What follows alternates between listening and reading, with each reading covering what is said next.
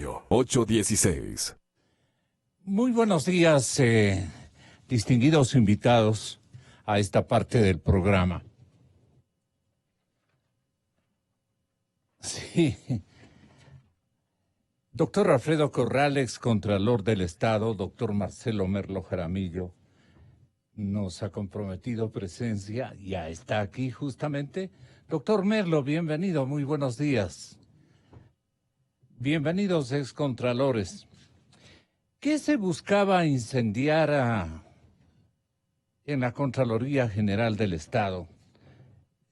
Nos decía la fiscal general Diana Salazar, la tarde y noche o la tarde-noche de esta víspera, que hay serios indicios de que el ataque a la Contraloría fue planificado. Habló de evidencias contundentes, de evidencias claras. Es una nota de María Gracia Acosta de nuestra fraterna Teleamazonas. Los que fueron y los que son parte de la Contraloría General del Estado participaron de este acto con el que simbólicamente fortalecen a la Contraloría, cuyo ataque, según el Contralor Pablo Celi, fue un acto criminal contra el Estado. Pero ante este edificio estamos aquí para decir con absoluta certeza que la destrucción de la Contraloría no ha tenido lugar. No ha tenido lugar porque aquí está el cuerpo vivo de esa institución. Esto, dijo, les obliga una vez más a levantar su trabajo, el cual no lograron destruir. Y para buscar de manera decidida, justa, legal, las responsabilidades que están detrás de un proceso de humillación que no es a una institución, es a un país. En su discurso, el Contralor calificó como un acto delincuencial a los hechos que terminaron en la destrucción e incendio de las instalaciones. Qué lamentable que hoy se haya sido víctima de un ataque político, pero de una política siniestra que se enmascara y actúa con las manos del mercenariado criminal.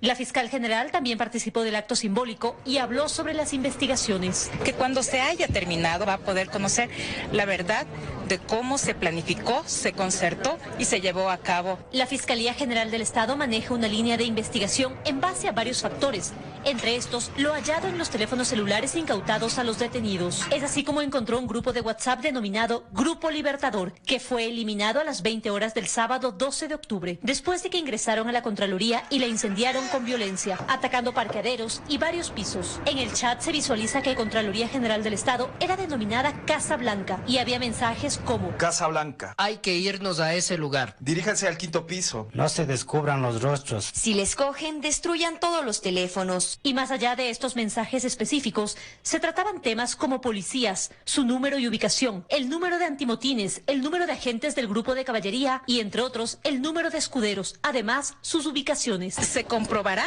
en el momento en que nosotros podamos obtener las sentencias. La Fiscalía lleva a cabo una teoría del caso. Se encuentran procesados personas mayores de edad, además de adolescentes, y continuamos en nuestro proceso investigativo. Dijo que no solo investigan este caso, sino todos los de crimen y vandalismo, y explicó cómo avanzan las investigaciones en procesos como el de Paola Pavón y Virgilio Hernández. Con abundante y contundente evidencia que han permitido sostener, en primer lugar, una formulación de cargos, también solicitar una prisión preventiva por los elementos, no por tweets, no únicamente por sus manifiestos, sino por evidencia clara y contundente. El Contralor resaltó también el trabajo de la institución y sus funcionarios, es decir, más de 10.500 responsabilidades administrativas, 6.400 civiles y 520 investigaciones previas que derivan informes con indicios de responsabilidad penal. Ahora se fijaron nuevas metas. Tecnificar el sistema de la Contraloría, consolidar la estructura organizacional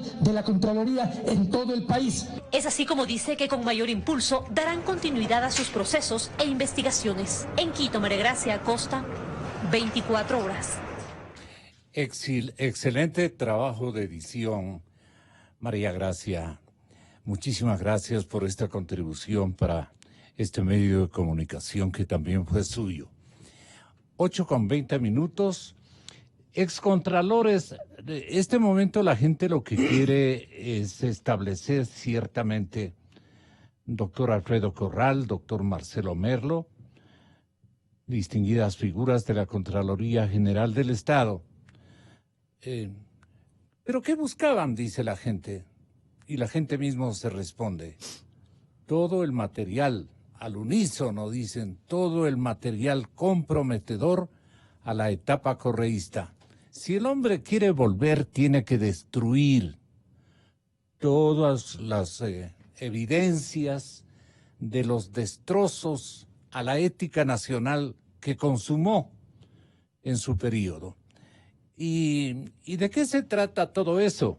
Les preguntamos a los ilustres excontralores. Señor doctor Alfredo Corral, bienvenido y muy buenos días. Muchas gracias. Doctor Merlo, cosa igual.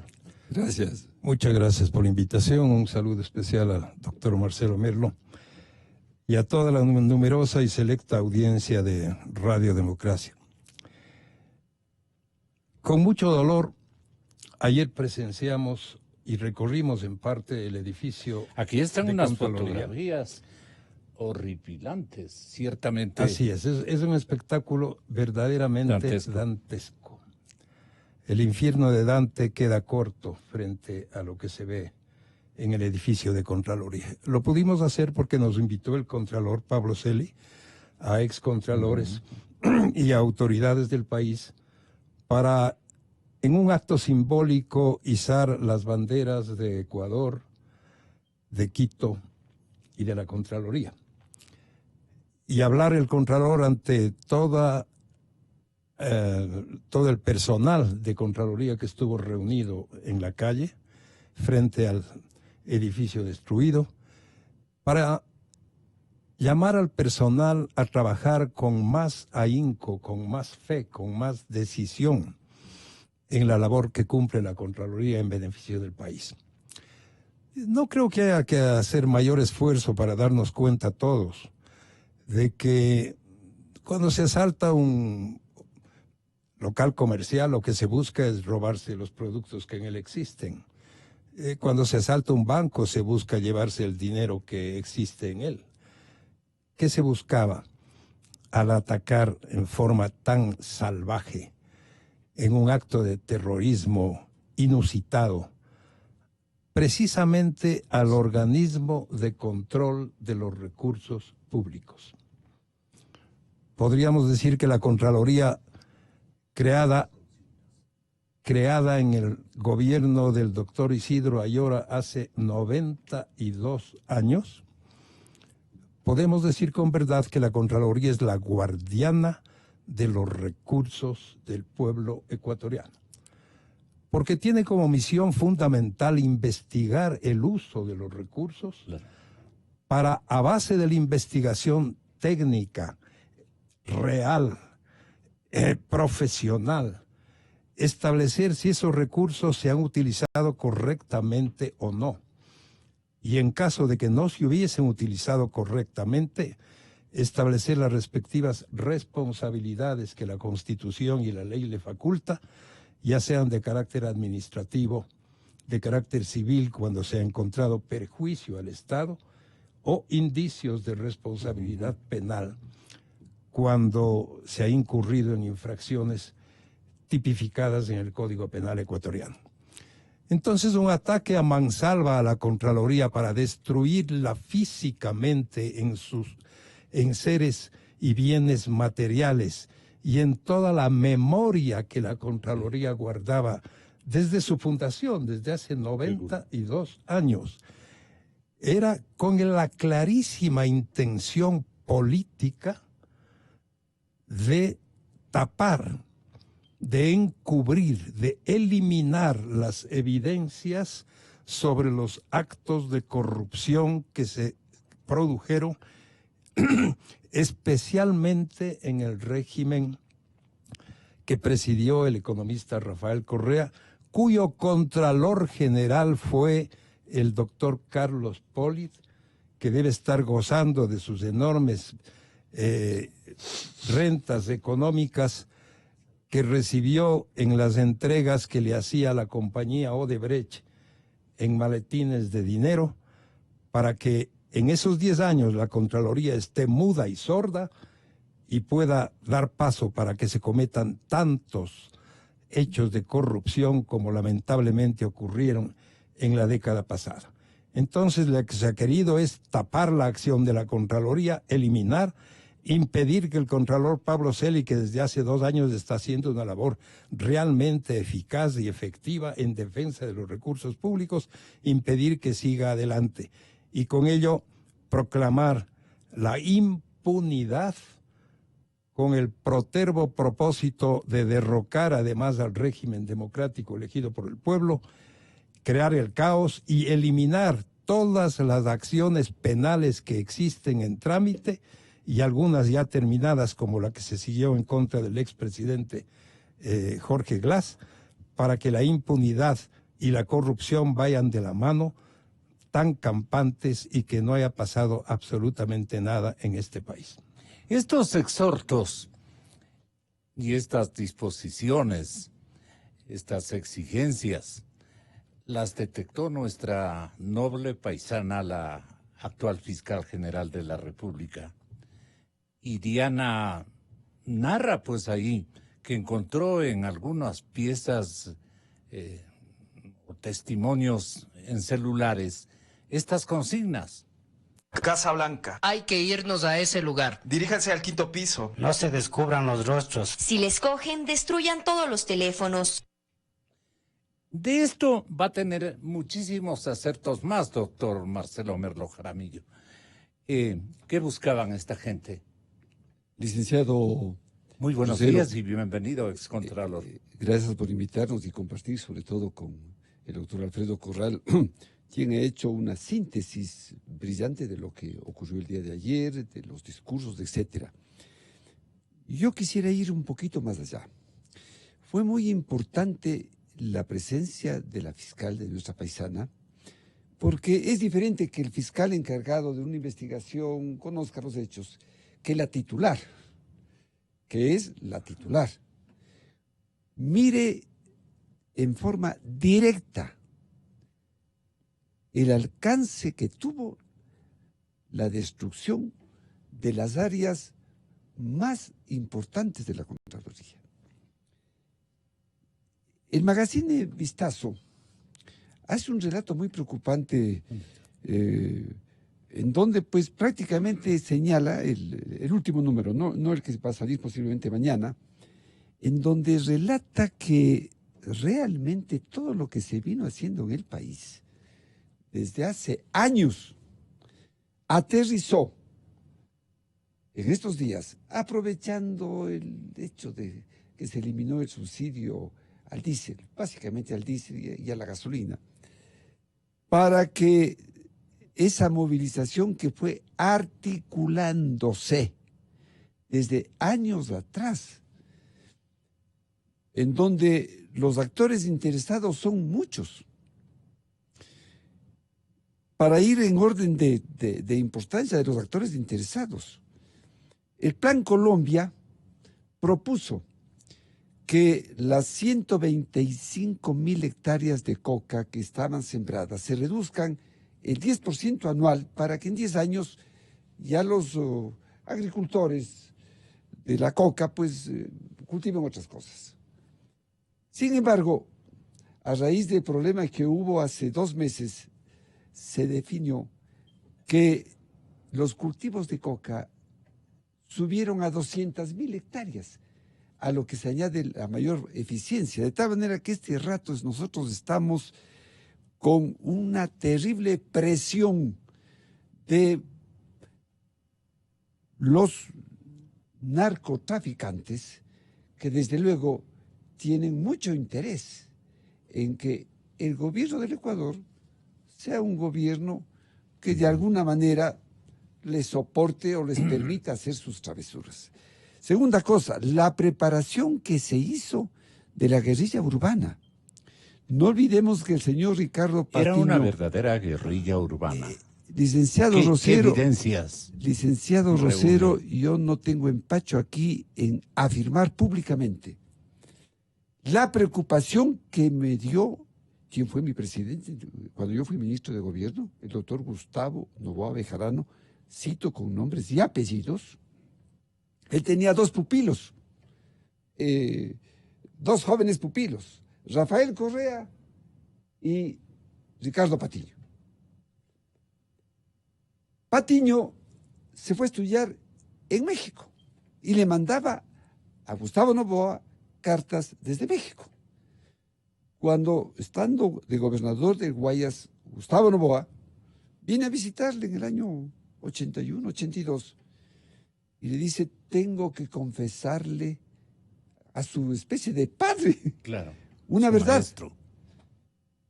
Dice, las cartas dije que venían de México porque encargaba, porque yo estuve en Nicaragua. Bueno, ya podemos imaginarnos lo que le dijo Gustavo Noboa, yo no quiero usar los términos aquí, pero, ¿y qué hacías ahí? Bueno, yo me integré a la guerrilla. Ese es Ricardo Patiño. Desde ahí Gustavo Noboa, Ricardo Patiño, de su vida. Entonces, esta revelación, no es que me estoy inventando yo, es real. Él estuvo en Nicaragua y tuvo, claro, tal vergüenza en decir eso a su padrino, que le ayudaba tanto, que pedía a un amigo que mande las cartas a México para que aparentemente sean despachadas de México, hasta que tuvo que conocer la verdad. Se preparó la guerrilla urbana, licenciado Rodero, doctor Alfredo Corral. Tú recordarás que aquí hubo un señor Coyaguazo. ¿Ah, sí? No, perdón, estoy hablando de un próspero tabarleño. No, hubo un señor Coyaguazo, que fue como es, indiciado porque estaba preparando, enseñando las prácticas de la guerrilla urbana. Todo eso ha seguido. Eso no terminó, eso ha seguido. Entonces, el relato que hace el Magazine Vistazo... ¿Ha continuado en todas las épocas? Es que esto ha seguido, y por eso es que estaban tan organizados, que el plan era derrocar al gobierno, el que acaba de informar, expresar, derrocar. Entonces, claro, el día sábado prácticamente era derrocado el gobierno. Al gobierno de Moreno. Claro. Atiendan, estimados amigos oyentes. Pero es que es incuestionable eso. Por eso es que en la certeza de que eso iba a ocurrir, prácticamente había que destruir a la Contraloría. Así nomás. No dejar ahí piedra sobre piedra. Porque una cosa es las imágenes y las fotos que aparecen un poco sueltas. Y otro tema es ingresar, como ingresamos ayer. Es algo realmente espeluznante. El infierno del Vaya al quinto piso, tenga bondad. El infierno del Dante se queda corto. Yo diría el cartel de Sinaloa se queda corto porque fue una destrucción, pero así. No solamente había que quemar los papeles, no solamente desbaratar los muebles, sino destruir todos los equipos, las computadoras, todo. Perdone, doctor. Casa Blanca. Hay que irnos a ese lugar. Diríjanse al quinto piso. No se descubran los rostros. Si les cogen, destruyan todos los teléfonos. ¿En qué celulares se escuchaba esto? Sí, eran los mensajes, ¿no? Los mensajes de los celulares que les quitaron algunos que estaban allí. Y por eso me alegro muchísimo que la fiscal general, Diana Salazar, haya mirado en forma directa todo lo que ocurrió en la Contraloría.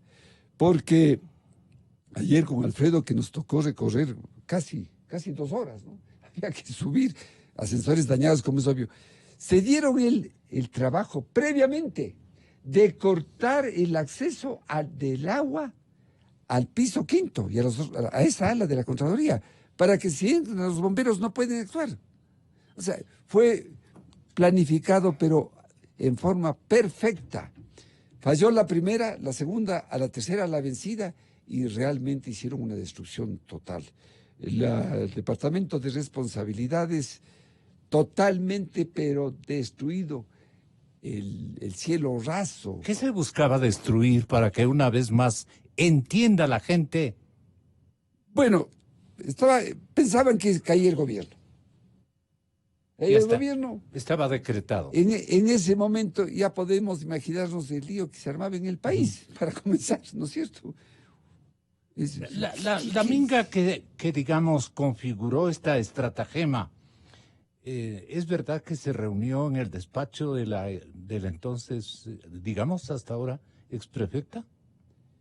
Yo no he entrado en esos detalles, ¿no? Pero las investigaciones apuntan a que todo estuvo muy bien planificado. Parece que Diana Salazar ya claro, tiene todos los todo elementos. eso. Pero hay un elemento muy importante que, aprovechando esta comparecencia aquí, licenciado Rosero, yo quisiera hacer notar. Y voy a dejar en sus manos este documento porque es un documento que yo creo que a usted le va a servir de mucho en sus análisis. He preparado yo estrictamente para usted.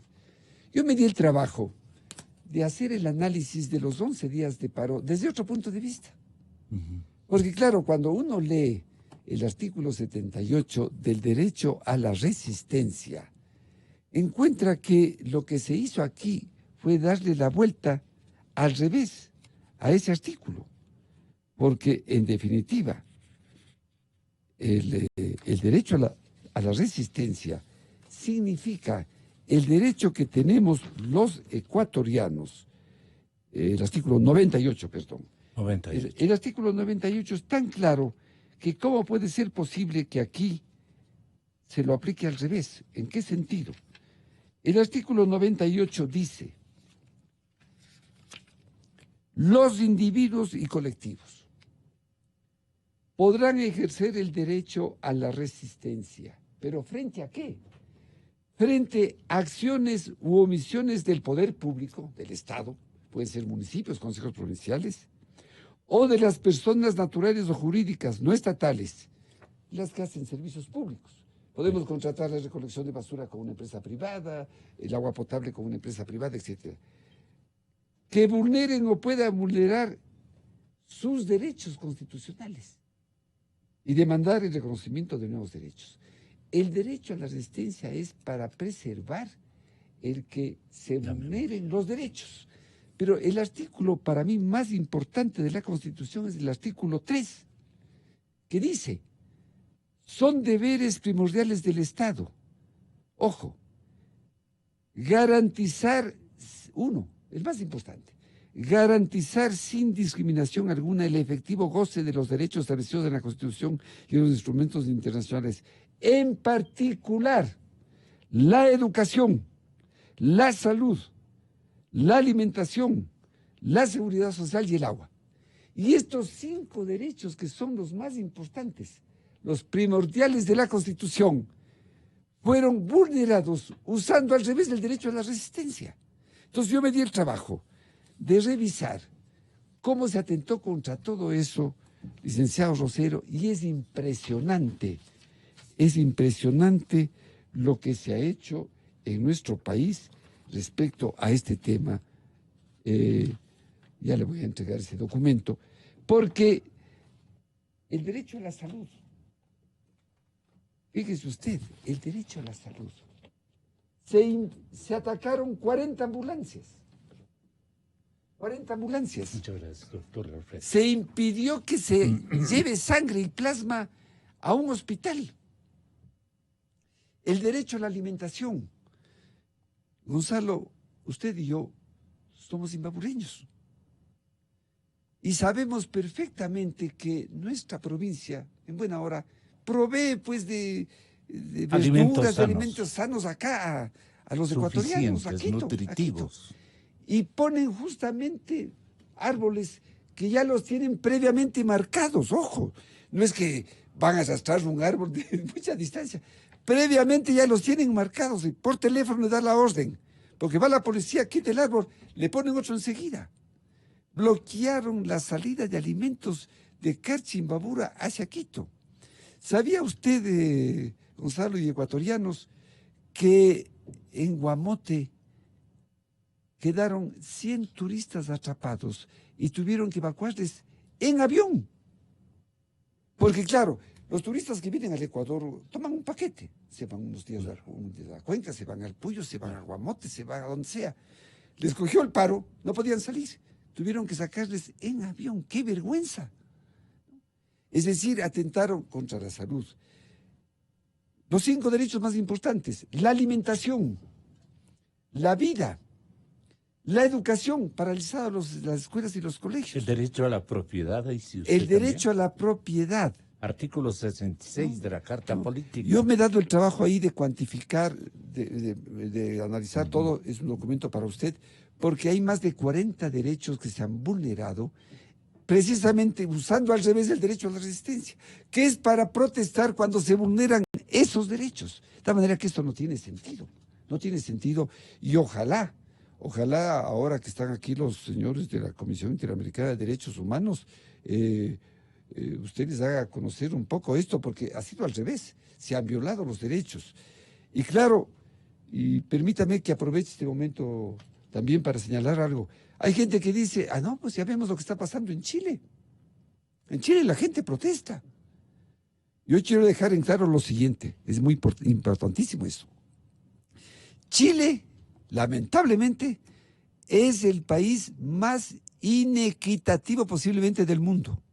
Y por eso, no es que esté legitimando la protesta de los chilenos, pero cuidado que digan, no, pues si en Chile piden, entonces aquí hagamos otra parecida ya mismo, porque en Vistazo dice que esto puede repetirse. Cuidado que se confundan ecuatorianos las cosas. Chile es un país inequitativo y lo demuestro así de sencillo. El salario básico del que dependen el 90% de chilenos. El 90%. Es apenas de $402, ahora Piñera le sube un 17% a 460, al tipo de cambio, ¿no? Le sube a 350,000 pesos, que equivale a $462. El ingreso per cápita de los chilenos es $25,000. Entonces, el salario anual de un chileno es apenas de $5,500, frente a un ingreso per cápita promedio de 25,000, es apenas del 20%. En el Ecuador es al revés. Nuestro salario, que es de $394, el básico, no el promedio, que es mucho más alto, más las 13º, 14º, etcétera, llegamos a un promedio de 500 y pico, por 12 meses son $6,300, y el ingreso per cápita ecuatoriano está en alrededor de $6,400. Entonces, aquí nuestro ingreso es equitativo con el ingreso per cápita. En Chile es el 20%, y por eso, con razón, protestan los chilenos por esa desigualdad. Digo esto, y perdone que me meta en ese tema, porque no vayan a decir, ya preparamos la siguiente, al estilo chileno. Aquí no hay ese pretexto de desigualdad, ¿no? En Chile sí hay una terrible desigualdad, e insisto, posiblemente es la mayor desigualdad del mundo, y bien hecho pues que ahora traten de corregir aquello. Pero el tema de fondo es que aquí se preparó un golpe de Estado y pensaban que el día sábado amanecíamos con un nuevo gobierno, destruido la Contraloría, hubieran dicho es el vandalismo, son otros ahí, tienen da cuenta de nada, y entonces ahí sí, el Departamento de Responsabilidades, el de Cauciones, totalmente destruidos, un área que no importa que se haya destruido, porque esto ya las auditorías llevan aparte, las declaraciones juramentadas, esa área también no dejaron, pero ni ceniza, toda esa área. Pero ventajosamente eso ya se lleva en otra forma, de tal manera que eso no se puede destruir. Pero la reinstitucionalización de la Contraloría va a tomar tiempo. ¿Dónde están las reservas de las memorias de la Contraloría, según su pálpito o según su certeza y seguridad, doctor? Gracias, Gonzalo. Gran parte de la información de Contraloría, de toda la memoria que guarda la institución, está fuera de ella, o sea, fuera del edificio de la Contraloría. Porque todo lo que implica la realización de las auditorías que culminan con la emisión de los informes aprobados por el Contralor o sus delegados, se envía de inmediato a la institución pública que ha sido objeto de la auditoría. Y esos informes, si bien obviamente reposan en Contraloría las copias pertinentes, están ya entregados en las diferentes instituciones o están en la función judicial en un enorme porcentaje en vista del derecho de defensa que tienen los auditados para impugnar las determinaciones de Contraloría. Por ejemplo, glosas, que son responsabilidades de carácter civil, o responsabilidades administrativas como multas o destituciones. Yo diría que el 90% de esas están impugnadas en la función judicial, de tal manera que es ahí donde tienen que reposan en definirse, sus archivos. y reposan en los respectivos tribunales de justicia del país, ya sea en el Tribunal Contencioso Administrativo, que es donde se puede impugnar, o en la Corte Nacional, si es que ya ha sido objeto de recurso de casación. Y quizá lo más importante de todo es lo que tiene que ver con los indicios de responsabilidad penal. Cuando ya la Contraloría ha establecido estos indicios, envía el informe respectivo directamente a la Fiscalía General del Estado, con todos los respaldos que sustentan la emisión del informe y sustentan el por qué la Contraloría considera que, por ejemplo, en el tema del uso de los aviones de la Presidencia de la República, en la década que presidió el economista Correa, por ejemplo, en ese caso, ¿por qué hay indicios de responsabilidad penal al haberse hecho un mal uso de esos recursos públicos, al haber ido no sé cuántas veces a paraísos fiscales, creo que más de 20 vuelos a paraísos fiscales, con funcionarios públicos que no sabemos qué llevaban y a dónde llevaban? En fin, en la Fiscalía General del Estado reposan cantidad de actos realizados ya por la Contraloría General del Estado. Por eso es que la acción de la Fiscalía es sustancialmente importante, porque es el organismo del Estado que tiene a su cargo, en este caso de los indicios de responsabilidad penal, comprobar esos indicios que ha señalado Contraloría y, si es que los comprueba, impulsar las acciones penales pertinentes para la sanción consiguiente a quienes resulten culpables del mal uso de los recursos públicos. El 23 de octubre, el señor Contralor Pablo Celi tuvo la bondad de concurrir a este medio de comunicación, a la cadena Democracia, en una entrevista exclusiva en este medio. Y allí se refirió a lo que tuvo que enfrentar el Ecuador en los días de paralización, así como también los daños documentales que sufrió la institución. Lamentablemente creo que en este momento debemos superar ese estado de dispersión, porque el país lo que ha enfrentado y aún continúa enfrentando es una trama conspirativa que aprovechó de un escenario de tensión, de violencia, una escalada de violencia, un escenario de conflictividad social para implementar un conjunto de mecanismos orientados a descomponer al Estado y a rasgar el tejido social. La base documental, que es fundamental porque sostiene procesos administrativos e incluso penales, pero también sostiene las memorias de reserva. Pero también tiene un sistema electrónico en el que se contiene todo el trabajo de los procesos de auditoría y control. ¿Y eso está en nube? Eso la Contraloría lo tiene en espacios magnéticos. Yo he mencionado que nuestro data center está funcionando, que hemos restablecido ya el funcionamiento de la página web, por lo tanto, por vía electrónica, todos los servicios de la Contraloría están activos. El Contralor Pablo Celi también anunció que la prefectura de Pichincha iba a ser objeto de un examen especial.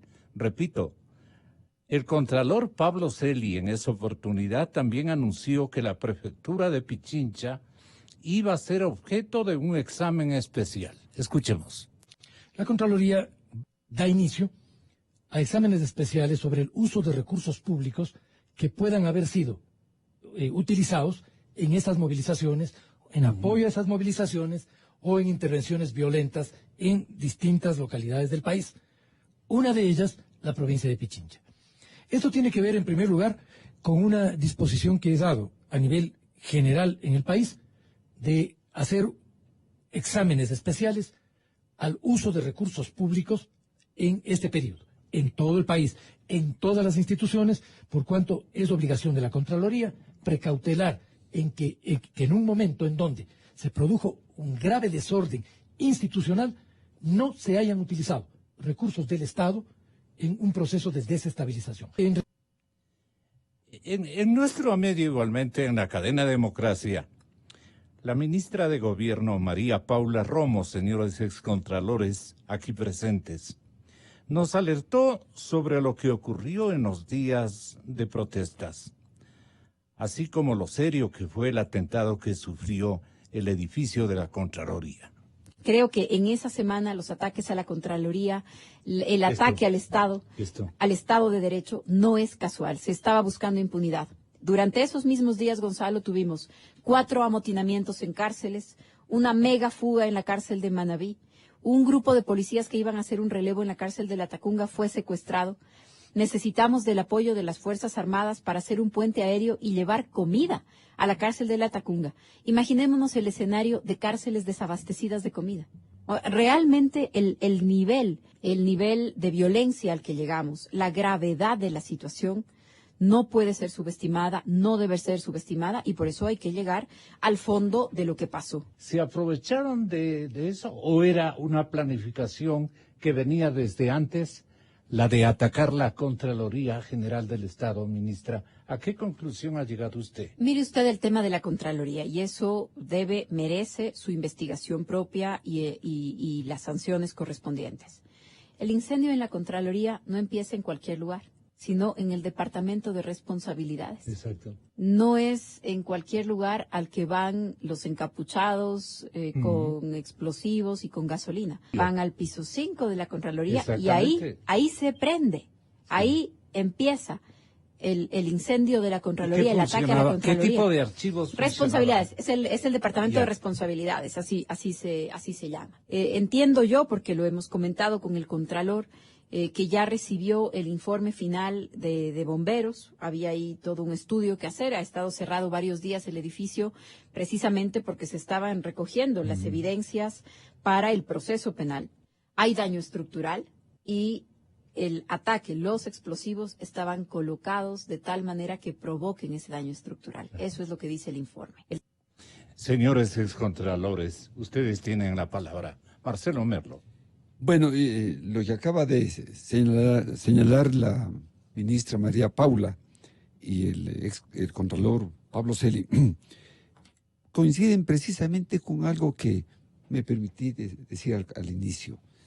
Este fue un plan perfectamente diseñado, inclusive con estos últimos datos que yo no conocía, amotinamiento en las cárceles, etcétera, perfectamente diseñado para que se caiga el gobierno, así nomás, ¿no? Diseñado, pero estas cosas no se improvisan. Perdone, doctor, ¿qué le salvó al gobierno, ya resumiendo las cosas? Bueno, yo diría fue... Por decir salvó, ¿no? Sí.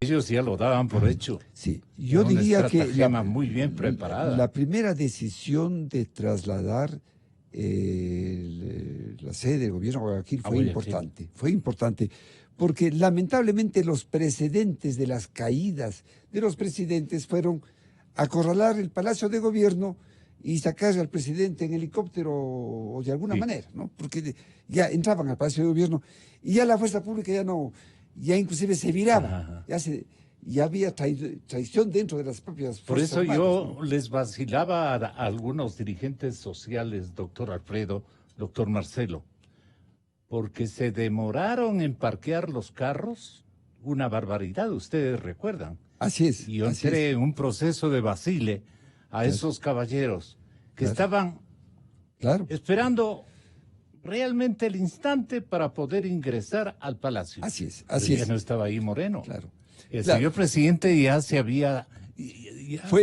yo diría que cambió de sede. Fue una buena decisión, sobre todo porque da la casualidad que fue Jaime Vargas el que encabezó la toma de Palacio cuando cayó Maguad. Fue Jaime Vargas acompañado del coronel Lucio Gutiérrez. No sé si ustedes recordaban eso.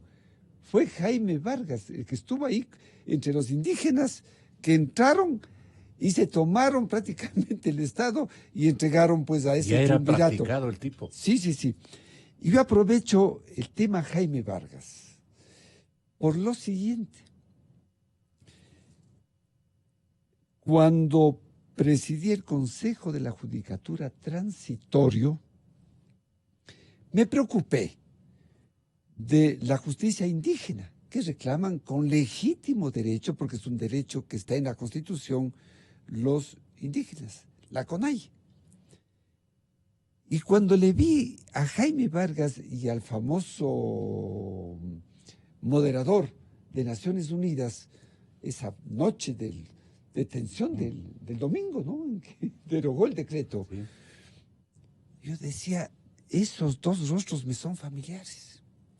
Me pongo a buscar en los archivos del Consejo de la Judicatura y aparecen esos dos rostros conmigo en un acto muy importante que firmamos en diciembre del año pasado, es decir, hace pocos meses. Un acto en el cual se suscribió un convenio interinstitucional entre el Consejo de la Judicatura y la CONAIE, representada por Jaime Vargas, y con el testimonio de honor de las Naciones Unidas, en donde está la foto también del señor, no recuerdo el apellido del francés, ¿no? Sí, sí. Bien, y en ese convenio acordamos en hacer mesas de trabajo en todas las provincias para dar paso a que la justicia indígena se armonice con la justicia ordinaria, porque es un mandato de la Constitución. Así es, ¿no? Y para hacer ese convenio se preparó con antelación reuniones de trabajo con la CONAIE, Ecuarunari, con algunos movimientos indígenas de Cotopaxi, y ha habido un instituto Pacari, debe ser de nuestra paisana Nina Pacari. Que intervino antier. Sí.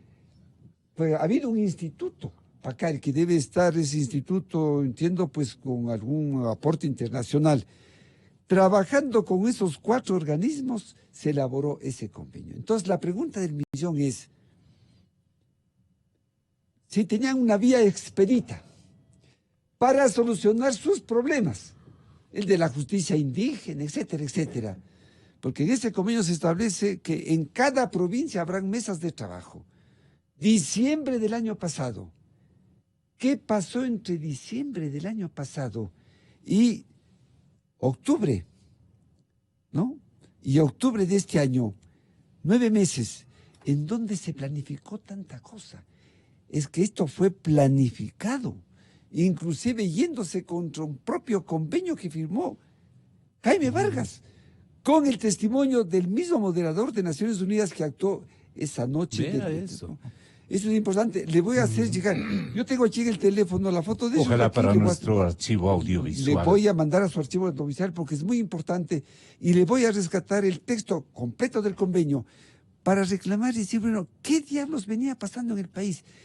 Esto le voy a hacer llegar también a María Paula Romo para que tenga también una visión de que esto fue exprofesamente preparado, violentándose inclusive acuerdos internos que comprometen a un amplio grupo del sector indígena, ¿no? Que ya con este convenio. ¿Qué escribiría usted al conocer estos detalles? Que usted también ha configurado su propia versión, digamos, doctor Alfredo Corral. ¿Qué agregaría adicionalmente a lo que ya conoce el público? Yo estuve en el exterior en los primeros días de octubre, y desde allá me enteraba de lo que ocurría en el Ecuador y de la gravedad de los hechos que se suscitaron. Pero al pie de la letra, porque la facilidad digital le permitía eran hacer informaciones muy reducidas que se pasaban en canales informativos como de CNN, etcétera. Pero mucho repitieron una entrevista hecha al expresidente Rafael Correa, a quien le daban mucha importancia en estos hechos gravísimos que ocurrieron en el Ecuador. Y le oí al expresidente decir que la única solución inmediata es que se adelante las elecciones y que en ese caso entonces él se presentará como candidato. La CONAIE ha dicho repetidamente que ellos no buscaban derrocar al gobierno. El FUD lo ha dicho igual, que ellos tampoco buscaban derrocar al gobierno. ¿De dónde provenía el golpe de Estado que se perseguía? Del correísmo. Es absolutamente evidente, porque en forma expresa el expresidente decía que él quiere presentarse como candidato en función de que se adelanten las elecciones. Y la idea habría sido entonces que no hayan elecciones, que no se presente como candidato, sino a lo mejor que se le proclame a él presidente o dictador de la República. Y yo recuerdo que, si no me equivoco, cuando fue derrocado el presidente Maguad, se formó un triunvirato relámpago, sí fue, integrado por Lucio Gutiérrez, Antonio Vargas, que si no me equivoco en esa época era dirigente de la CONAIE, que no sé si será o no pariente del actual dirigente Jaime Vargas, y Carlos Solórzano Constantino. Primazos deben ser porque... ¿No? Y las Fuerzas Armadas intervinieron y dijeron, no, a quien le corresponde suceder en la presidencia de la República es al vicepresidente Gustavo Noboa. Y prácticamente le respaldaron a Gustavo Noboa para que asuma la presidencia luego de que el presidente Maguad fue depuesto.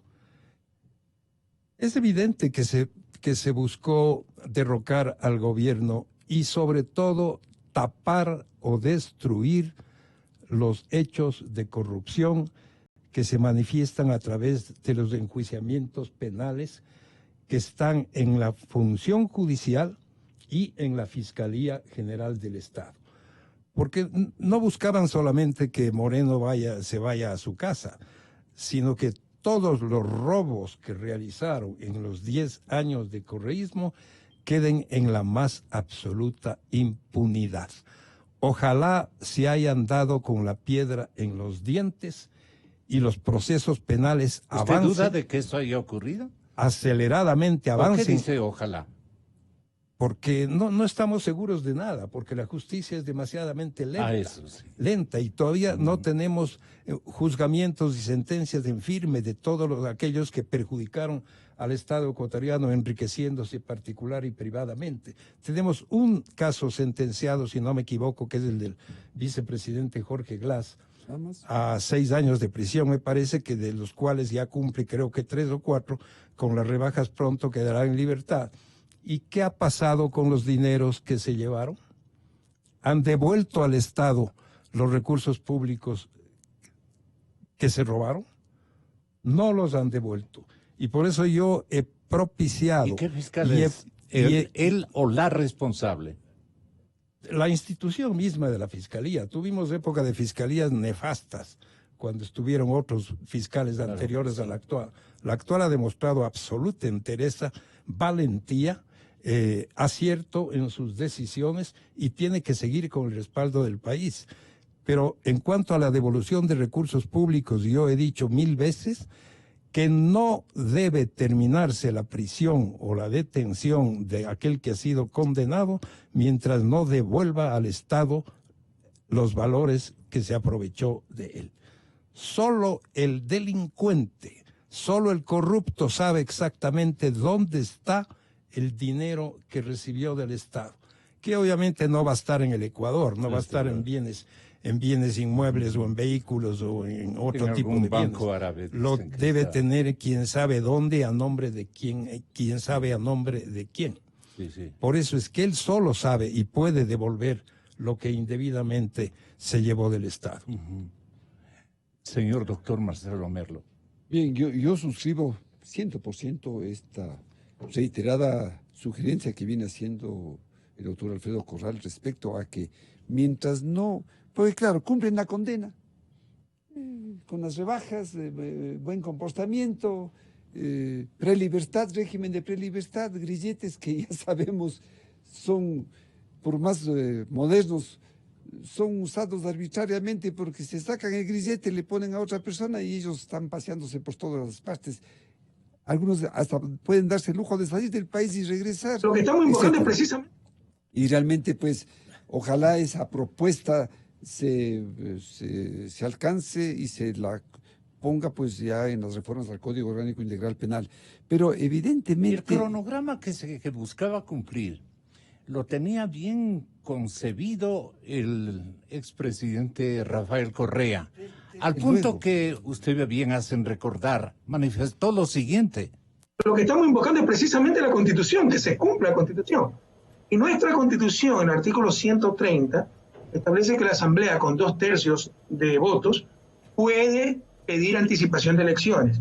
Y dice en su artículo 148 que el presidente, en caso de conmoción social grave, como la que está pasando ahora, puede pedir anticipo de elecciones. ¿Por qué no lo hacen? Porque lo que les interesa es el poder, no la democracia. Hay la salida constitucional y democrática. Eso es lo que estamos pidiendo, y somos nosotros los golpistas. Sí, y nosotros somos los golpistas. Sí, ¿y por qué no salió? Sí. No, pero es que... Tenga la gentileza. Es que es una pieza importantísima para la memoria social de estos tiempos. Lo que estamos invocando es precisamente la Constitución, que se cumpla la Constitución. Y nuestra Constitución, en el artículo 130, establece que la Asamblea, con 2/3 de votos, puede pedir anticipación de elecciones. Y dice en su artículo 148 que el presidente, en caso de conmoción social grave, como la que está pasando ahora, puede pedir anticipo de elecciones. ¿Por qué no lo hacen? Porque lo que les interesa es el poder, no la democracia. Hay la salida constitucional y democrática. Eso es lo que estamos pidiendo, y somos nosotros los golpistas. ¿Qué le parece? ¿Qué les parece, señor? Claro, invoca el artículo 130, pero lo invoca sin leerlo completamente. Pues lo que dice el 130 es que podrá destituir a la presidenta o presidente en casos concretos. ¿Y de qué se le podía acusar a Lenín Moreno de las causales que están allí? Por arrogarse funciones que no le competen, por grave crisis política y conmoción interna. Bonita cosa, ¿no? Provocan ellos la conmoción interna y puede ser enjuiciado el presidente de la República. Pero es un juicio al presidente de la República, con 2/3. Y lo otro, la muerte cruzada, como llamamos, es una atribución exclusiva del presidente de la República. Solo él puede decidir en qué momento, antes del último año, puede hacerle pasado el primero, desde el comienzo hasta antes del último año de su mandato, puede pedir, porque antes no tiene, ya después no tiene sentido, ya coincidiría las elecciones del nuevo presidente y de la nueva asamblea. Pero incuestionablemente en el calendario del economista Correa estaba previsto que había que actuar ese fin de semana, ¿no? Cuando justamente Alfredo me decía, yo regreso a Quito, me encuentro que no podía salir prácticamente del aeropuerto, ¿no? Había que actuar ahí, porque la audiencia de formulación de cargos, si no se le condena al economista Rafael Correa y hay que decir, él es un prófugo de la justicia, porque está prófugo, hay orden de detención, ¿no? Si no se le condena en firme al economista Correa, él dirá, la fórmula argentina funciona a la perfección. Claro. ¿No? Y la condena, como sugiere el doctor Alfredo Corral, debe implicar que no sale libre nadie mientras no pague todo lo que ha robado, porque se le condena por algo concreto. Se le condena por peculado, hay un valor. Se les condena por enriquecimiento ilícito, hay un valor. Se le condena por lavado de activos, hay un valor. En la sentencia se establece la pena indemnizatoria civil, o sea, el valor que tiene que devolver al Estado. Lo que pasa es que jamás devuelve. Claro. Y entonces aquí viene el punto. Si no se le sentencia en firme al economista Correa, y claro, todas las dilaciones que se venían produciendo aterrizaban con que la audiencia de formulación de cargos por el tema 2013-2016, 2012-2016, que está investigando la Fiscalía, y para la que tiene ya pruebas contundentes. Así adjetivizó ella misma. Esa diligencia había que evitarla. Claro, había que evitarla antes de que se realice. Les falló. Les falló. Porque claro, si se daba el golpe de Estado, esa diligencia ya no se hacía. Seguro. Ya no se hacía. Por eso que me permito, con su venia, doctor Alfredo Corral, leer, y la suya también, doctor Merlo, leer íntegramente para una cabal orientación del público el artículo 130. Hay mucha gente que está conduciendo o desplazándose, en fin, y no tiene tiempo de abrir una carta política para leer el 130. La Asamblea Nacional podrá destituir a la presidenta o presidente de la República en los siguientes casos. 1. Por arrogarse funciones que no le competan constitucionalmente previo dictamen favorable de la Corte Constitucional. 2. Por grave crisis política y conmoción interna. En un plazo de 72 horas, concluido el procedimiento establecido en la ley, la Asamblea Nacional resolverá motivadamente con base en las pruebas de descargo presentadas por la presidenta o el presidente de la República. Para proceder a la destitución se requerirá el voto favorable de las 2/3 partes de los miembros de la Asamblea Nacional. De prosperar la destitución, la vicepresidenta o vicepresidente asumirá la presidencia de la República. Esa facultad podrá ser ejercida por una sola vez durante el periodo legislativo en los 3 primeros años del mismo. En un plazo máximo de 7 días después de la publicación de la resolución de destitución, el Consejo Nacional Electoral convocará para una misma fecha elecciones legislativas y presidenciales anticipadas para el resto de los respectivos periodos. La instalación de la Asamblea Nacional y la posesión de la presidenta o presidente electo tendrá lugar de acuerdo con lo previsto en la Constitución en la fecha determinada por el Consejo Nacional Electoral. Hasta allí el 130. Así es. Comentario. Alfredo Corral. Era imposible, absolutamente imposible, que dados los hechos que ocurrieron, pudiese siquiera haber sesionado una Asamblea Nacional como para considerar la posibilidad de aplicar esta disposición constitucional y dar paso a la denominada muerte cruzada. El país estaba conmocionado, la ciudad de Quito estaba invadida. Quito fue sitiada y ocupada por los indígenas y por elementos del AMPA que destruyeron la ciudad. No solo incendiaron la Contraloría, destruyeron también muchos locales de otro tipo, inclusive medios de comunicación colectiva como Teleamazonas, etcétera, etcétera. Como dijo Marcelo, hasta se atacó a las ambulancias de la Cruz Roja sin permitir que trasladen heridos hacia los centros de salud. No se permitió que el cuerpo de bomberos llegase a la Contraloría General del Estado para tratar de sofocar el incendio que fue provocado y planificado. Es decir, fue una verdadera guerra la que sufrió nuestro país y especialmente la ciudad de Quito. Pensar que podía haber una Asamblea Nacional que funcione normalmente en esas circunstancias es absolutamente absurdo.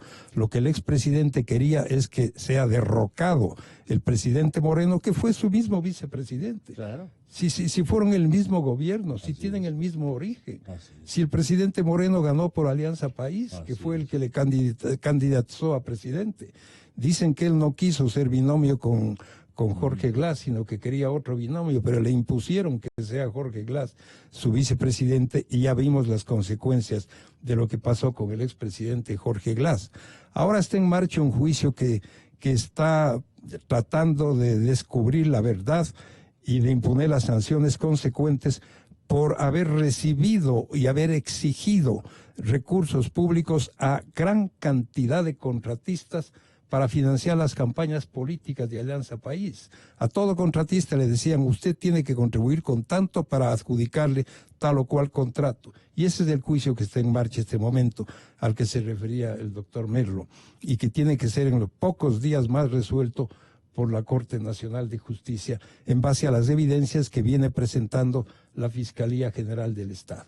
Eso se quiso borrar, quiso que se elimine de la historia, del mapa del Ecuador, todas las investigaciones realizadas por la Fiscalía, todas los enjuiciamientos penales que lleva a cabo la Corte Nacional de Justicia, y que quede el país en la más absoluta impunidad, y que no solo caiga el presidente Moreno, sino que desaparezcan todas las evidencias de la corrupción más nefasta que ha habido en los últimos, no diré en los últimos años, en toda la historia nacional de nuestro país.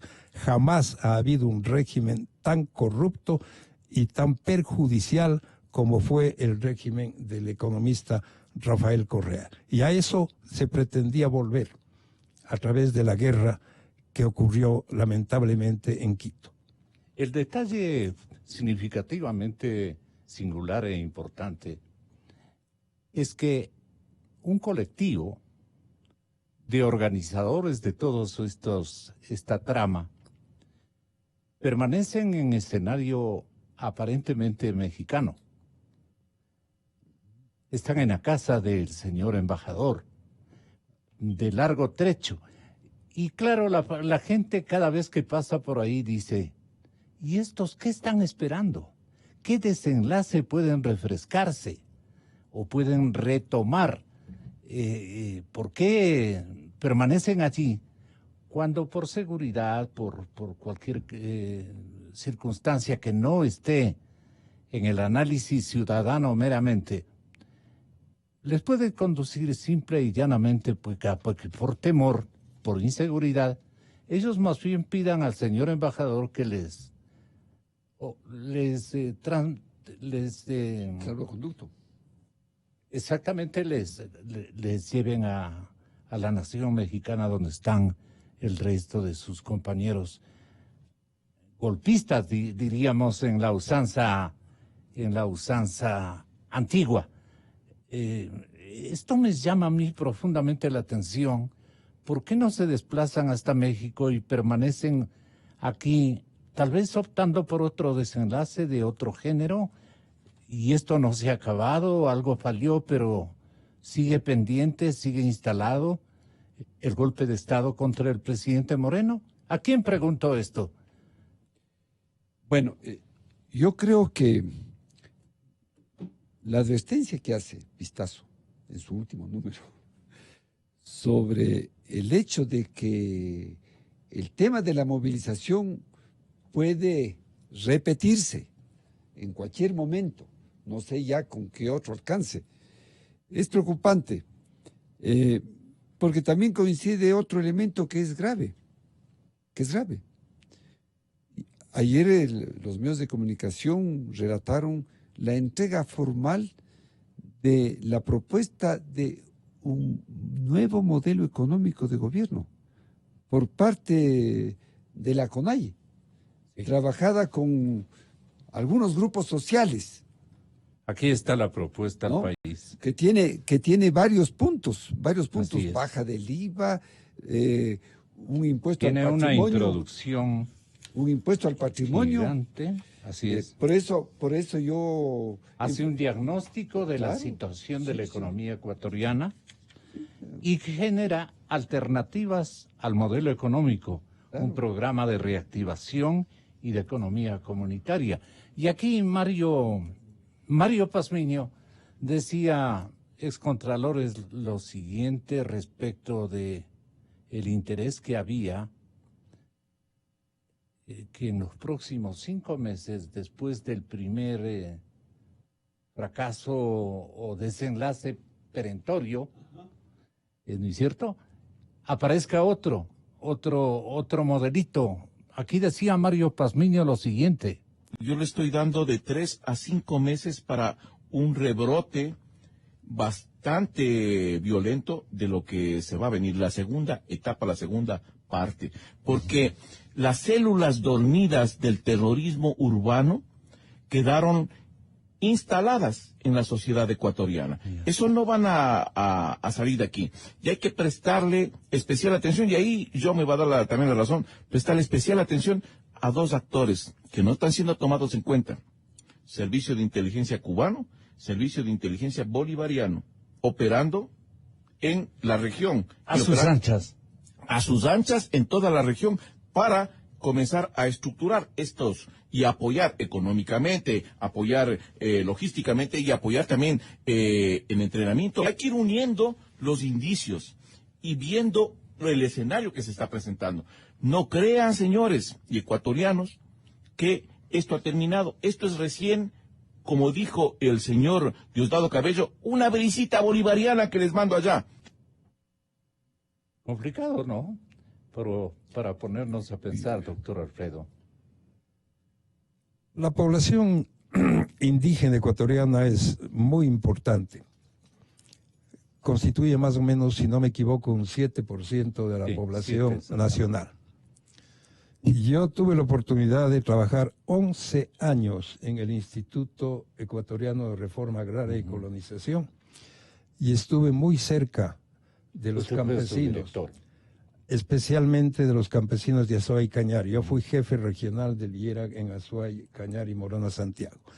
Y trabajábamos con los campesinos dotándoles de la tierra que necesitaban para poder producir y satisfacer sus necesidades económicas y personales. Y se adjudicaron en esa época gran cantidad de tierras que pertenecían al Estado, a la curia, y a instituciones religiosas que no tenían propósito agrícola. De tal manera que hicimos una verdadera liberación del campesinado mediante la entrega en propiedad de tierra para que puedan trabajar. Fue una acción revolucionaria, ciertamente. Una acción social estupenda. Pero de ahí a creer que este grupo importantísimo de la nacionalidad ecuatoriana se constituya o crean constituirse en gobierno, hay una diferencia enorme.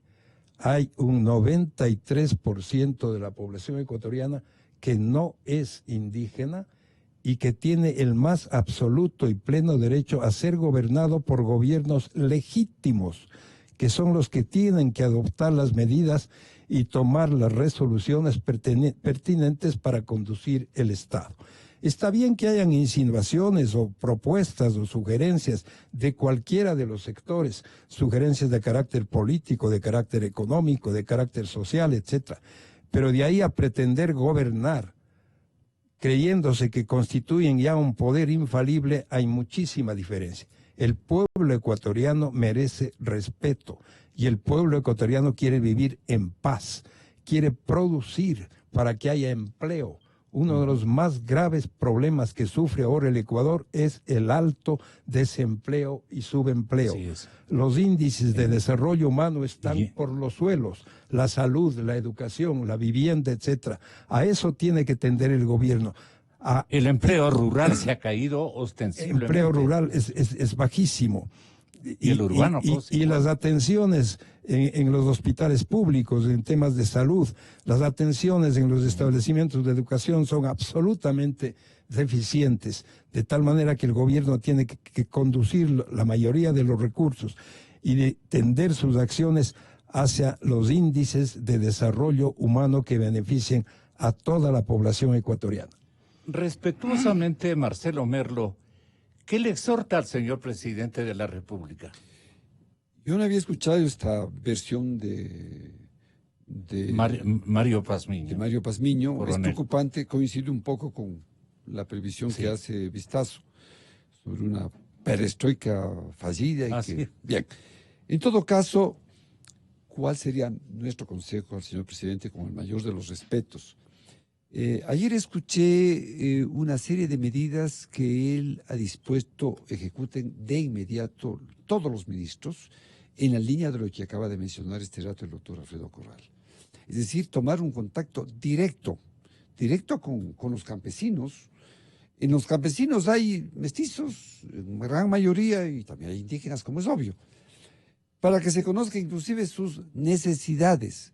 Él decía, bueno, que se promuevan ferias permanentes para que se hagan centros de acopio y evitar esa larga cadena, se decía 7, tal vez se exageró un poco, pero hay una larga cadena entre el campesino que produce las frutas, las legumbres, las hortalizas, etcétera, y el que adquiere pues en un gran supermercado. Y entonces, claro, el que al final sufre las consecuencias del precio bajo es el campesino, porque los intermediarios se van llevando pedacitos, el consumidor tiene un precio X y luego el campesino es el que sufre las consecuencias. No olvidemos que el Ecuador viene atravesando una inflación negativa. Eso significa que los precios al consumidor no han subido, pero como la intermediación se ha acrecentado por el desempleo, porque la gente tiene que ocuparse de algo, el de abajo es el que recibe cada vez menos precios. Regresábamos de la costa este fin de semana y le vendían un tercio de naranjas en $5. Imagínate. Se supone que el comerciante, en sus puestos de venta, que le vende a uno en $5, a su vez la adquirió en la mitad, en $2.50. Pobre campesino que obtiene por cada 100 naranjas $2.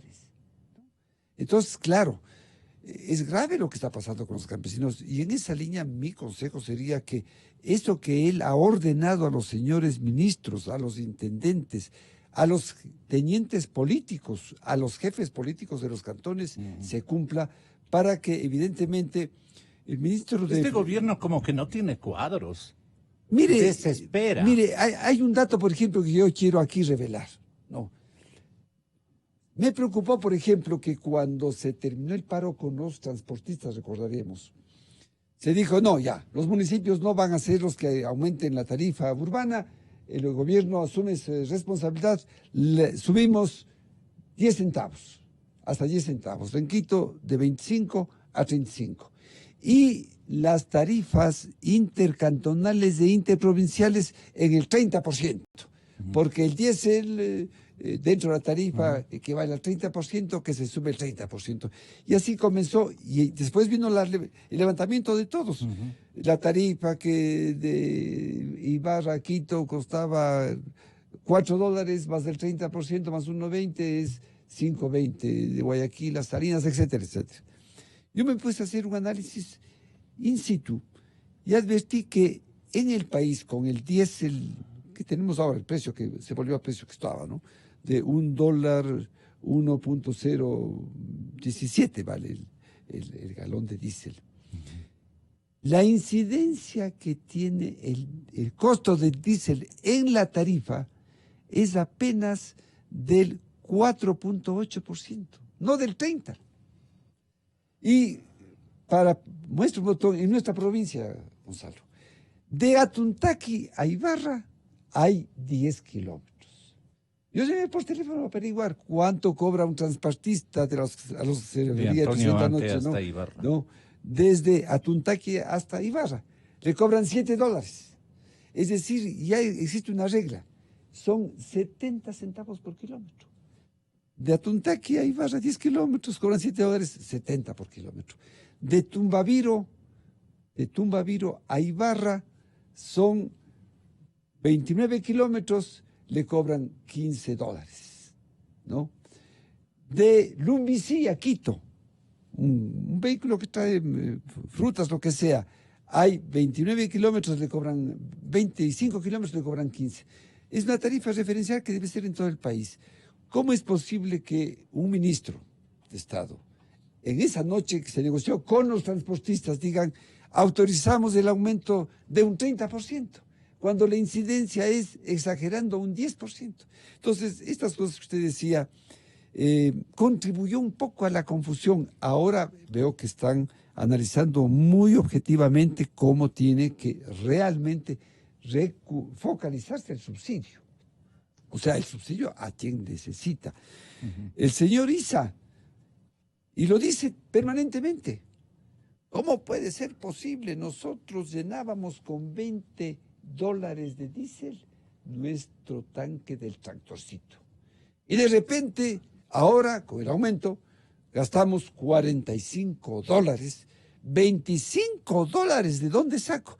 Lo que nos dice este señor, que con ese tanquecito lleno que antes costaba, ahora vuelve a costar $20, que subió por la medida del presidente Moreno, de 20 a 45, son 20 galones. Y que con 20 galones ese tractorcito puede arar, tractorar, lo que sea, 8 horas. Entonces, la incidencia hay que hacer en cada hora de tractor, porque hay una tarifa. Le cobran $20 la hora. Sí, ahora sube el diésel al doble, no es que va a cobrar $40 la hora, sino que en esa hora consume apenas 3 galones y la incidencia en 3 galones son $3 y un poquito más. Entonces, en lugar de cobrar 20, va a cobrar 23. Pero ¿A qué reflexión quiere conducirnos? Que lamentablemente los señores ministros se descuidaron en lo que con tanta propiedad dice el profesor Corral, el sector real de la economía. Eso no se encuentra buscando en Google. En Google usted no va a encontrar cuál es la tarifa que aplican actualmente los transportistas en el Ecuador. No. Eso es el sector real de la economía. Hay que averiguar, darse el trabajo de llamar al teléfono y averiguar, ¿no? Hoy un vehículo a diésel, es bueno saber esto, yo no había conocido, son tan modernos, que rinden entre 30 y 40 kilómetros por galón, ¿no? Y por eso es que muchos de los transportistas que hacen carreras para traer legumbres, etcétera, migraron de gasolina a diésel, porque claro, el diésel es barato, pero rinde entre 30 y 40 kilómetros por galón, de tal manera que la incidencia ya en el flete es mínima. Y eso ojalá ahora estén tomando Nos vamos con qué empeño, Alfredo. Bueno, la situación del país es sumamente grave, tanto en el orden económico como social, político, etcétera. Recordemos, hay que recordar siempre los 10 años de correísmo, que no dejó la mesa puesta, como dijo el presidente Correa al presidente Moreno, sino dejó el país en soletas, habiendo tenido ingresos enormes con el precio del petróleo de más de $100. Tuvo más de 300.000 millones de ingresos y a pesar de eso dejó endeudado al país en $70.000 millones. ¿Escuchan esa cifra? Nos han dejado endeudando en $70.000 millones, dicho por un respetabilísimo excontralor general del Estado. Es el examen que realizó precisamente la Contraloría General del Estado, en el cual nos llamó para cooperar en calidad de veedores, en donde estuvo también el doctor Marcelo Merlo, y pudimos ver cómo el país se endeudaba locamente, destrozando todas las normas legales, incumpliéndolas, violándolas, para adquirir más y más y más deuda externa, especialmente con los acreedores chinos, en condiciones nefastas para la economía del país. De tal manera que componer un país no es fácil después de la hecatombe que sufrió el Ecuador durante 10 años consecutivos. Declarando reservada, Alfredo, la información ocultándola, declarando del reservada, del endeudamiento público, contrayendo obligaciones en contra de normas expresas de la ley, con simples decretos. Era tan absolutista el presidente Correa que para él no había una prohibición legal. Si es que la había, con un decreto la eliminaba. El decreto eliminaba una ley. Así fue el gobierno del economista Correa. Y lo peor de todo es que hay unas cuantas personas que quieren que él regrese al Ecuador a gobernar. Dios no lo permita. Señoras y señores, hasta mañana.